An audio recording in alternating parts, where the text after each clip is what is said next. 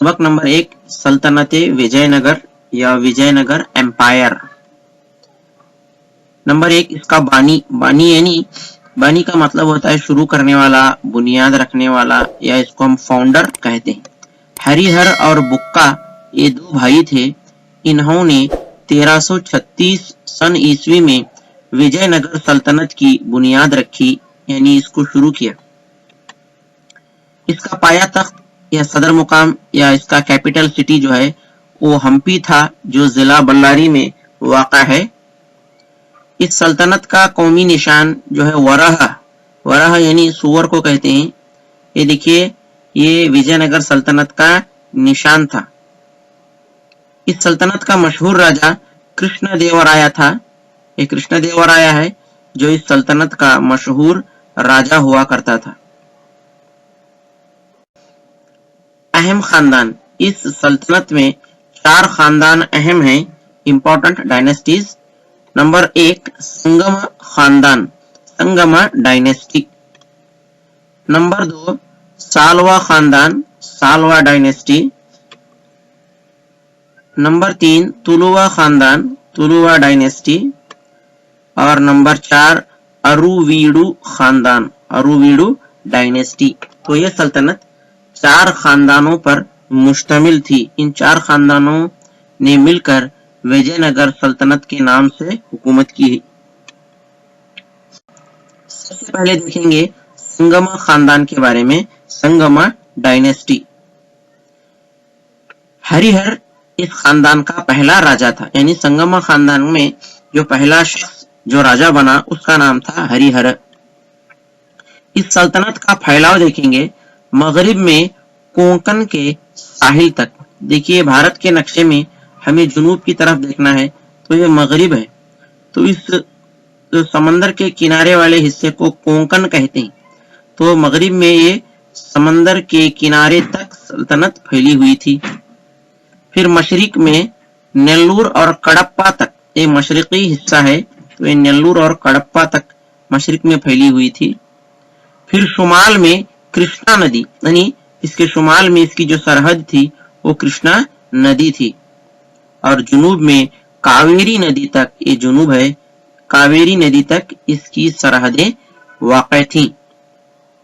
हरिहर की मौत के बाद उसका भाई बुक्का राया बादशाह बन गया और मदुरई के सुल्तान को शिकस्त देकर इसके बेटे केम्पन्ना ने सल्तनत की तौसी की, यानी मदुरई का जो सुल्तान था उसे शिकस्त दी। फिर इसके बेटे केम्पन्ना ने, हरिहर के बेटे केम्पन्ना ने सल्तनत को की तौसी की, यानी सल्तनत को फैलाया।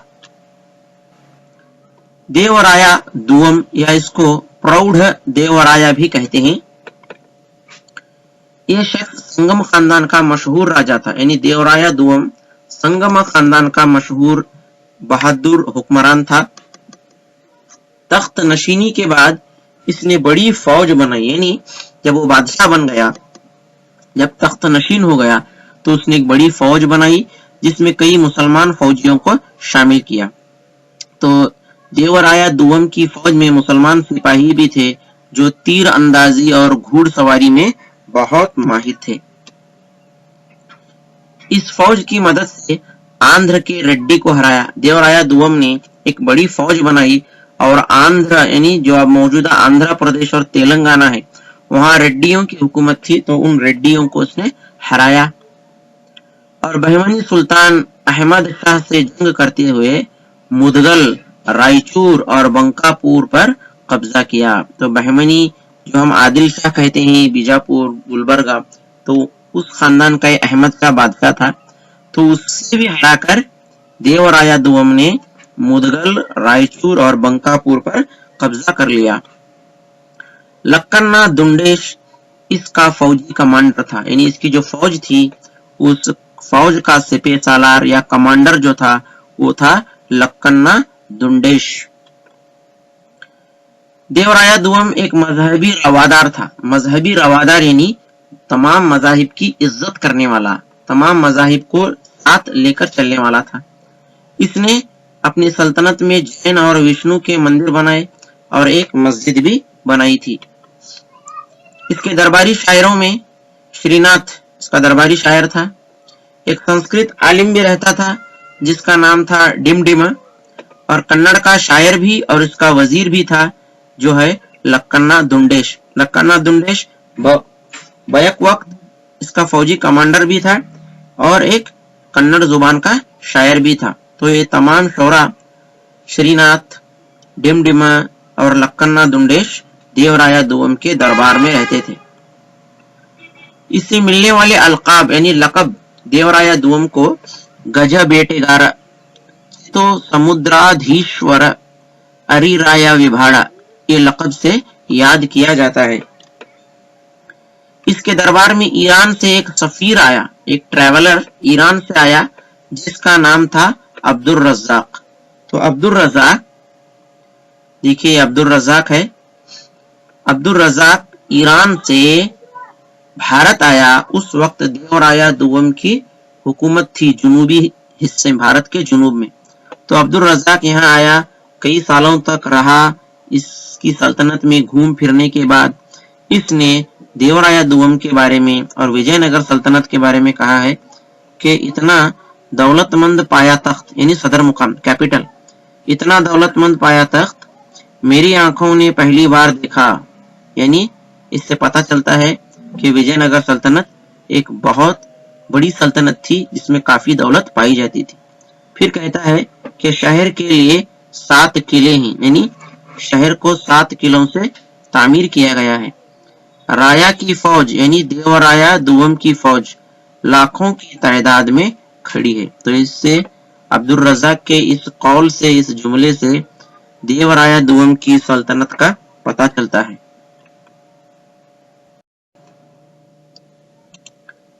अब देखेंगे सालवा खानदान या सालवा डायनेस्टी। सालवा नरसिम्हा इसका राजा था जिसने 6 साल तक हुकूमत की और 1491 में इसकी वफात यानी इंतकाल हो गया। इसके बच्चे कम उम्र थे यानी छोटे थे, इसलिए हुकूमत इसके सिपह सालार नरसनायक की निगरानी में चली। यानी सालवा नरसिम्हा का जब इंतकाल हुआ तो उसके बच्चे हुकूमत चलाने के काबिल नहीं थे क्योंकि उनकी उम्र बहुत छोटी थी, इसलिए इसका सिपह सालार नरसनायक ने हुकूमत को आगे बढ़ाया। इसकी निगरानी में हुकूमत चलती रही। तुलुवा खानदान, तुलुवा डायनेस्टी, इस खानदान का जो राजा था कृष्ण देवराया, जिसने 1509 से 1529 तक यानी 20 साल तक हुकूमत की। विजयनगर सल्तनत के चारों खानदान में कृष्ण देवराया को काफी अहमियत दी जाती है। ये विजयनगर सल्तनत का मशहूर और बहादुर हुक्मरान, राजा या बादशाह था। इसके बारे में पढ़ेंगे। ये विजयनगर सल्तनत का मशहूर और ताकतवर हुक्मरान था। इसकी फतूहात यानी कौन कौन से इलाके इसने फतह किए, कौन कौन सी जंगें जीती। पहला है 1510 में इसने उम्मातूर के सरदार गंग राजा को हराकर शिव समुद्र पर कब्जा किया। यानी उम्मातूर का जो सरदार था जिसका नाम था गंग राजा, उसको हराया और उसका इलाका था शिव समुद्र, इस पर कृष्ण देवराय ने कब्जा कर लिया। दूसरा रायचूर के किले पर कब्जा कर लिया।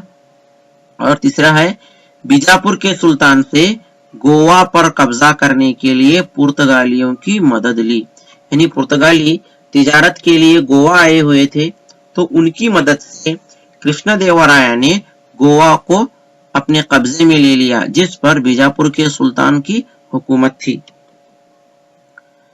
1513 में इसने उदयगिरी का किला भी फतह कर लिया। फिर 1518 में कलिंगा के राजा गजपति प्रताप रुद्र को शिकस्त देकर कटक पर कब्जा कर लिया। कटक एक शहर है, वहां पर गजपति प्रताप रुद्र की हुकूमत थी, तो कृष्णदेवराय ने उसे हराया और कटक पर कब्जा किया।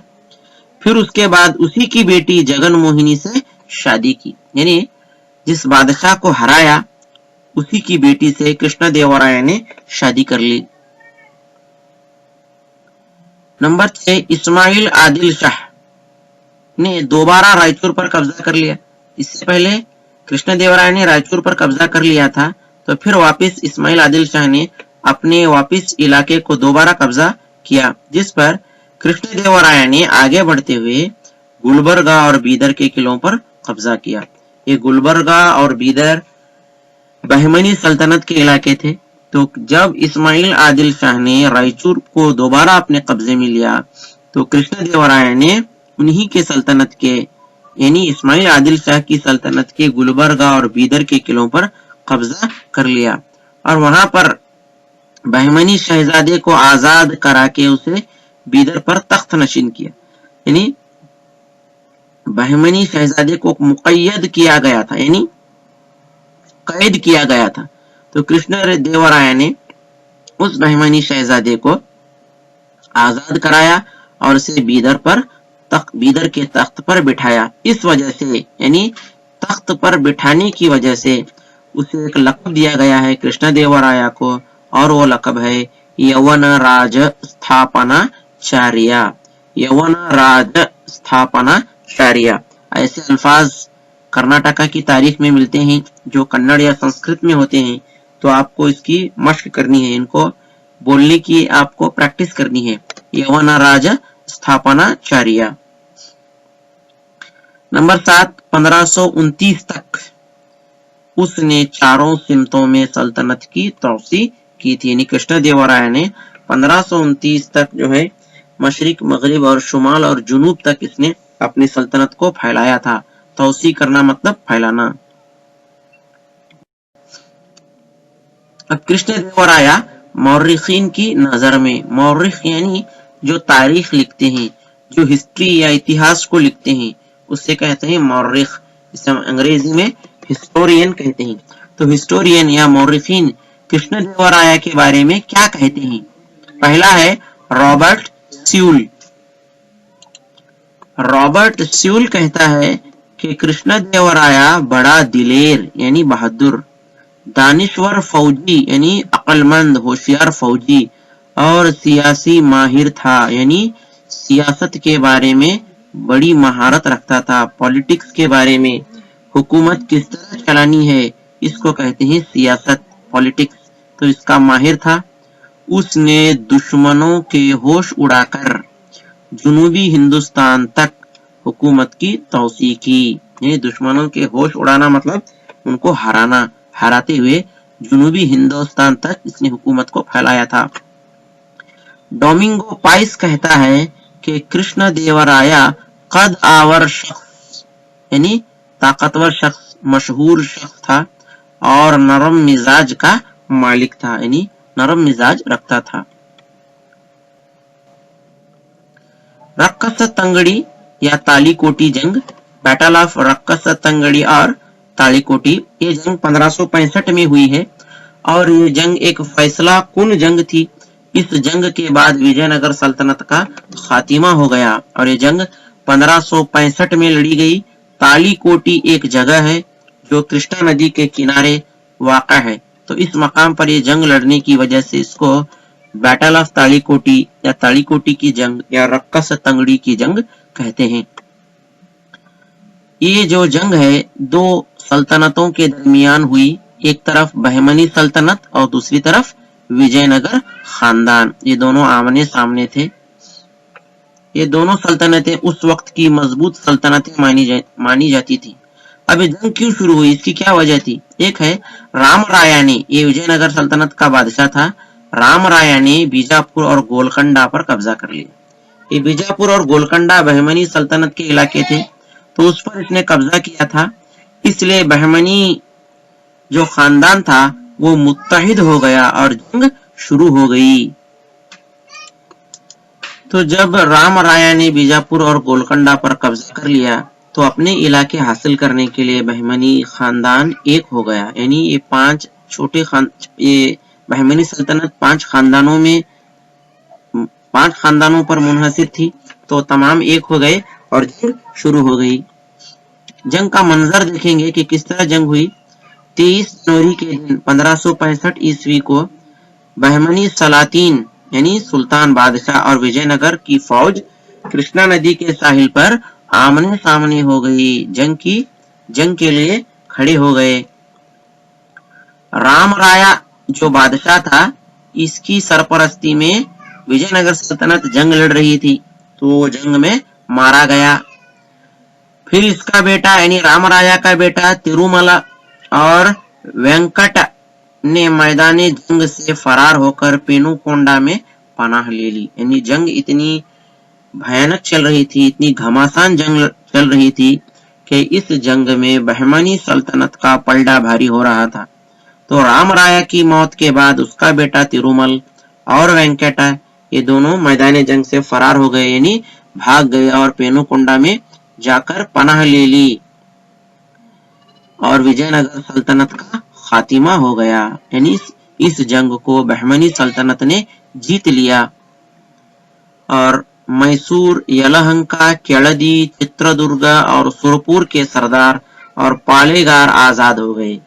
यानी ये जो पालेगार यानी छोटे छोटे हाकिम मैसूर के, यलहंका के, केळदी और चित्रदुर्ग और सुरपुर के, ये विजयनगर सल्तनत के मातहत काम करते थे।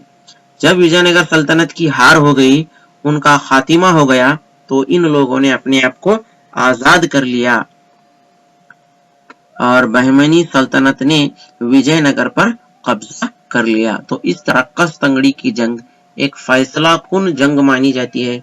एक सल्तनत का खातिमा होता है और बहमनी सल्तनत की मजीद उसे मजबूती और ताकत मिलती है।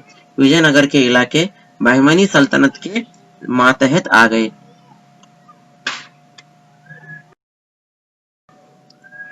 अजीज तलबा, ये सबक 2 हिस्सों पर मबनी है। अभी तक आप पहला हिस्सा देख रहे थे, अगली वीडियो में इंशाअल्लाह आप इसका बकिया हिस्सा भी देखेंगे। तो इस वीडियो को ज्यादा से ज्यादा बच्चों तक पहुंचाएं। शुक्रिया।